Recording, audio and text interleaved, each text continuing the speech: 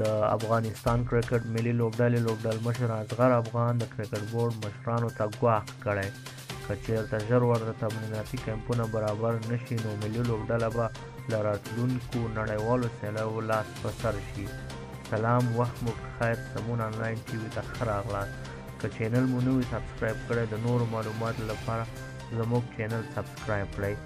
د افغانستان کرکټ بورډ د رسنیو د څانګې پخوانی منیجر او ورزشي خبریال ابراهیم مومن په یو پوسټ کې لیکلي دي چې په کرکټ بورډ کې څو ورځې وړاندې د یوې غونډې پر مهال د اضغر افغان له اجرایوي مشر رحمت الله قریشي او د کرکټ ډایرکټر رئیس احمدي سره توندې خبرې شوې دي. اضغر افغان ویلي دي چې اجرایوي رئیس او د کرکټ ډایرکټر ملي لوبډلې ته لازمې اسانتیاوې نه دي برابرې کړي او دوی د ناارامۍ او تنبلۍ له اړخه ملامت کړي دي.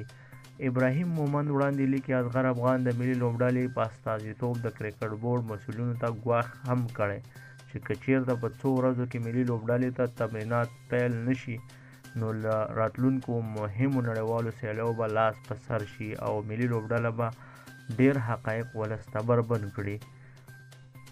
د یادولو وړ ده چې د افغانستان کرکټ ملي لوبډله په 2021 کال کې له ډیرو هیوادونو سره نړیوالې سیالۍ لري. دا سیالۍ د آی سی سی له لوري په اف ټي پي پروګرام کې ځای شوي دي چې د 2023 کال نړیوال جام ته د لارموندنې سیالۍ هم دي.